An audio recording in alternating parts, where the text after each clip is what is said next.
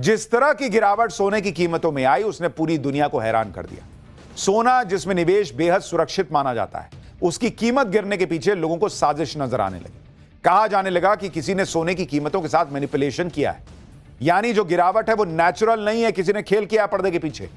वहीं कुछ लोग ये भी कह रहे हैं कि ऐसा कैसे हो सकता है कि जो सोना ऊपर जा रहा था वो अचानक ऐसे औंधे मुंह गिर गया। देख रहे हैं ये रेड लाइन, ऐसे ऐसे ऊपर नीचे सीधा जट से नीचे गिर गया। सोने की कीमत में 276 लाख करोड़ रुपए जो स्वाहा हुए उसके गिरने की वजह से, वो पूरे क्रिप्टो मार्केट के वैल्यू से ज्यादा है। लोग कह रहे हैं कि सोना तो क्रिप्टो की तरह गिर गया है भाई। सोने चांदी की कीमत क्यों गिरी, इसके पीछे का खेल आपको बताता हूं। इसके पीछे कई कारण बताए जा रहे हैं। सोने की कीमतों में गिरावट का मुख्य कारण डॉलर का मजबूत होना माना जा रहा है। अमेरिकी डॉलर पिछले 4 साल के सबसे निचले स्तर पर था, लेकिन कल डॉलर में मजबूती आई। डॉलर महंगा होने से दूसरी करेंसी का इस्तेमाल करने वालों के लिए सोना महंगा हो गया। इससे ग्लोबल डिमांड में कमी आई और सोने की कीमतें क्रैश कर गई। इसी वजह से निवेशकों ने जमकर मुनाफा वसूली भी की, जिससे कीमतें गिर गई। निवेशकों में अमेरिकी फेडरल रिजर्व के नए अध्यक्ष को लेकर अनिश्चितता भी है, क्योंकि ट्रंप ने हाल ही में कहा था कि वो शुक्रवार को नए फेडरल रिजर्व अध्यक्ष का ऐलान करेंगे। इन सारी वजहों से सोने की कीमतों में अचानक से गिरावट देखी गई। आप देखिए कि गिरावट सिर्फ सोने की कीमत में नहीं हुई। जब सोने और चांदी के दाम रॉकेट बने हुए थे तो कई लोगों ने ईटीएफ में निवेश किया। ईटीएफ यानी एक्सचेंज ट्रेडेड फंड, सोने में निवेश का डिजिटल तरीका कह सकते हैं आप इसको, जो स्टॉक एक्सचेंज में शेयरों की तरह ही ट्रेड होता है। ईटीएफ 99.5% शुद्ध फिजिकल गोल्ड से समर्थित होता है। इसी की चोरी का डर या मेकिंग चार्ज नहीं लगता, इसमें चोरी का डर ही नहीं है। ईटीएफ की 1 यूनिट 1 ग्राम सोने के बराबर होती है। सोने के दाम गिरने से ईटीएफ के दाम भी 24% गिर गए, यानी सोने की कीमत में गिरावट का डायरेक्ट असर ईटीएफ पर भी हुआ और यहां भी लोगों को नुकसान हुआ। सोने और चांदी की कीमतों में भले ही गिरावट आई हो, लेकिन अभी भी निवेश के लिए यह सबसे सुरक्षित माना जा रहा। अभी भी सोने और चांदी की कीमतों को लेकर एक्सपर्ट्स क्या प्रिडिक्शन कर रहे हैं, पहले वो देख लीजिए। जैसे जेपी मॉर्गन ने भविष्यवाणी की है कि सोना 2,80,000 रुपए प्रति 10 ग्राम तक जा सकता है, अभी भी उनको लगता है। आर्थिक अनिश्चितता, महंगाई का डर और जियोपॉलिटिकल टेंशन की वजह से सोना और महंगा होगा। चांदी, कॉपर और प्लैटिनम की कीमतों में भी तेजी आने की संभावना है। कई एक्सपर्ट्स का यह कहना है कि कम समय के लिए कीमतों में उतार चढ़ाव होता रहेगा, लेकिन लॉन्ग टर्म के लिए सोना और चांदी की कीमतें ऊपर ही जाएंगी।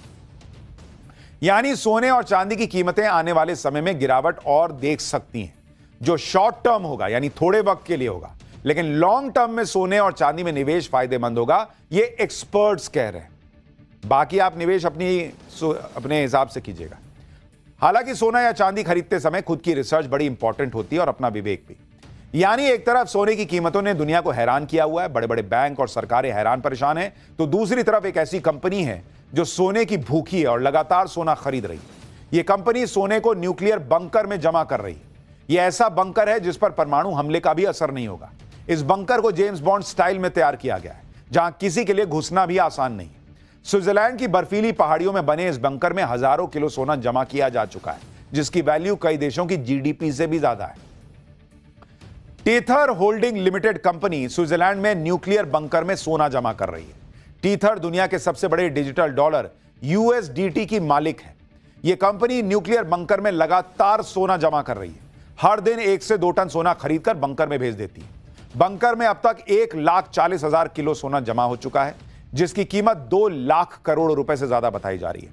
बैंक्स और देशों के बाद सबसे ज्यादा सोना टीथर के पास ही है। यानी आप सोचिए कि सिर्फ एक कंपनी टीथर के पास इतना सोना है जो कई देशों के पास भी नहीं है। इसी गोल्ड रिजर्व के दम पर टीथर ग्लोबल इकोनॉमी में एक बड़ा खिलाड़ी बन गया है। टीथर कंपनी ने जो बंकर बनाया है वो सिर्फ नाम का परमाणु बंकर नहीं है। कंपनी के सीईओ इस बंकर की तुलना जासूसी फिल्मों के सीक्रेट ठिकाने से कर चुके हैं। टीथर का यह खजाना स्विट्जरलैंड में एल्प्स की पहाड़ियों के नीचे परमाणु बंकर में रखा है। यह परमाणु बंकर कोल्ड वॉर के दौरान बड़े से बड़े हमलों को झेलने के लिए बनाया गया था। कई फीट मोटे स्टील के दरवाजे, पहाड़ों की गहराई में छिपी रहस्यमयी लोकेशन और हाईटेक सिक्योरिटी से यह बंकर लैस है।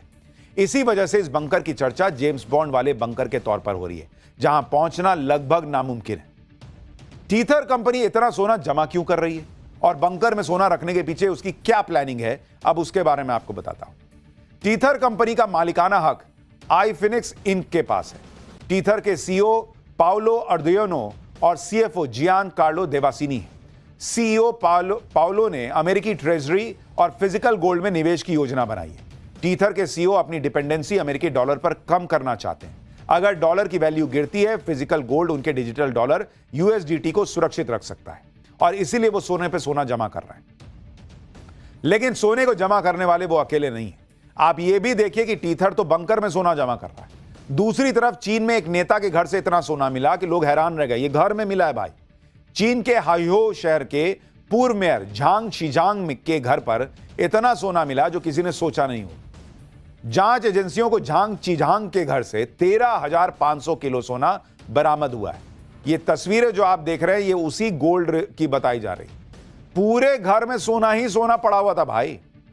इतना सोना था कि आदमी को सोना दुश्वार हो जाए कि कोई मेरा सोना ले ना जाए। इतना सोना था कि देखकर लोग हैरान हो जाएं कि सोना कहां है, मतलब नींद वाला सोना कहां है। इतना सोना है, जमीन पे सोना देखिए, रैक में सोना, प्लास्टिक में भर भर के सोना।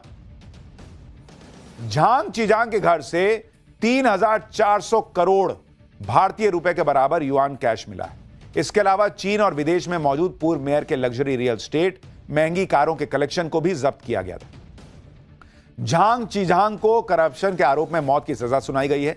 उन पर गबन पद के दुरुपयोग का आरोप लगा था। यह चीन में करप्शन का अब तक का सबसे बड़ा मामला कहा जा रहा है और यह मामला कुछ वक्त पहले का है। झांग चीजांग के पास जो सोना मिला, नाम देख रहे हैं झांग चीजांग झांग चीजांग के पास जो सोना मिला है वो पूरा का पूरा चीन के गोल्ड रिजर्व में जमा किया गया है। इससे चीन का गोल्ड रिजर्व 13,500 किलो और बढ़ गया। आपको बताता हूं कि दुनिया में सबसे ज्यादा गोल्ड रिजर्व किस देश के पास है और भारत की पोजीशन क्या है।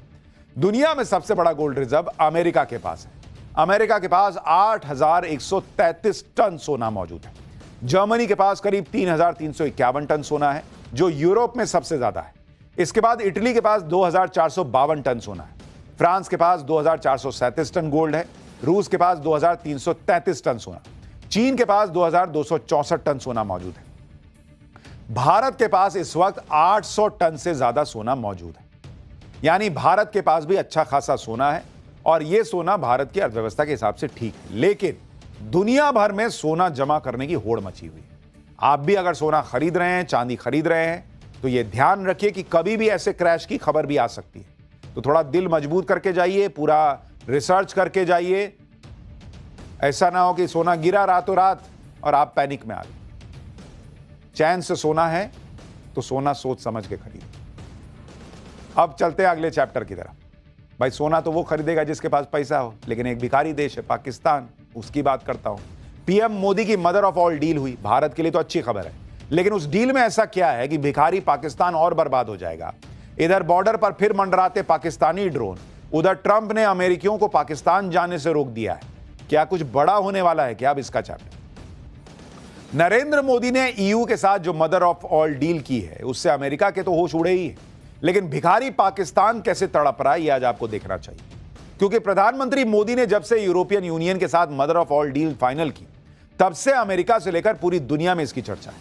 लेकिन पाकिस्तान में तो पीएम मोदी की मदर ऑफ ऑल डील ने हाहाकार मचा दिया। मुनीर और शहबाज सदमे में आ गए हैं। भिखारी पाकिस्तान पर और बर्बाद होने का खतरा मंडराने लगा है।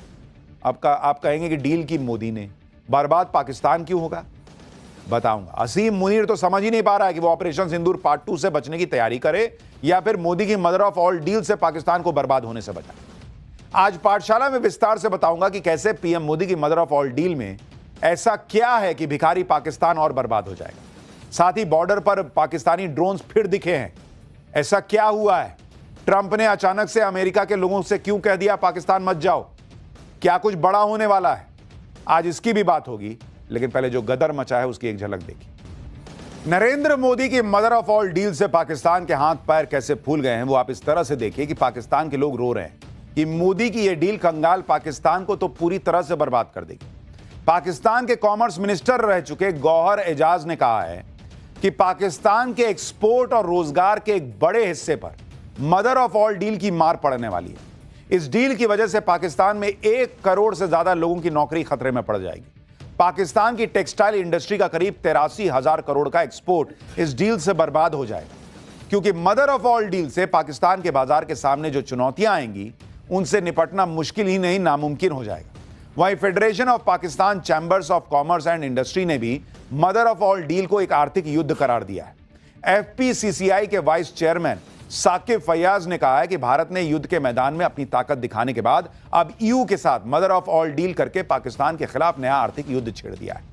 पाकिस्तानी एक्सपर्ट्स के मुताबिक भारत की इस डील से यूरोप के बाजार में पाकिस्तान की पकड़ खत्म हो सकती है। मदर ऑफ ऑल डील से बचने के लिए पाकिस्तान के व्यापारिक संगठनों ने एक्सपोर्ट इमरजेंसी घोषित करने की मांग कर दी है। यानी इधर भारत के लिए नए दरवाजे खुल गए हैं नरेंद्र मोदी की इस डील से, उधर पाकिस्तान में बुखार छूट रहा है लोगों का। 1 करोड़ लोगों की नौकरी जा सकती है कह रहे हैं। अब सोचिए जो ऑलरेडी भिखारी देश है उसका क्या ही होगा। पाकिस्तानी पब्लिक इस डील के लिए ट्रंप के टैरिफ को वजह बता रही। पाकिस्तान में तो लोग कह रहे हैं कि पूरी दुनिया भारत माता की जय कह रही है। सुनिए पाकिस्तानी कैसे नरेंद्र मोदी की इस डील की तारीफ कर रहे हैं और खुद के देश को गाली दे रहे हैं। डील भारत ने की है, चर्चा पाकिस्तानी कर रहे हैं। नाडा जीरो दिख रहा है उनको। मदर ऑफ ऑल डील से मुनीर और शहबाज के होश उड़ गए हैं। दोनों ही अब यूरोपियन यूनियन से गुहार लगा रहे हैं। पाकिस्तान के विदेश मंत्रालय के मुताबिक उनकी सरकार को मदर ऑफ ऑल डील के खतरों की पूरी जानकारी है। इसके मार से बचने के लिए पाकिस्तान सरकार यूरोपियन यूनियन के अधिकारियों से लगातार संपर्क में। पाकिस्तान यूरोपियन मार्केट में खुद को बचाने के लिए सभी जरूरी कदम उठाएगा। लेकिन मुनीर शहबाज अब कुछ भी करें, पाकिस्तान की पब्लिक मोदी की डील को देख रही है और मुनीर शहबाज की धुलाई कर रही है। एक बार पाकिस्तानी पब्लिक को सुनिए, फिर आपको बताता हूं कि पाकिस्तान के इस तनाव की असली वजह क्या है। पीएम मोदी की मदर ऑफ ऑल डील से पाकिस्तान में क्यों हड़कंप मचा है, इसकी असल वजह भी जानिए। दरअसल पाकिस्तान ने साल 2014 में यूरोपियन यूनियन के साथ जीएसपी प्लस यानी generalise scheme of preferences plus trade initiative sign किया। जीएसपी प्लस की वजह से फिलहाल पाकिस्तान को यूरोपियन यूनियन के लिए होने वाले 80% एक्सपोर्ट पर कोई टैरिफ नहीं लगता।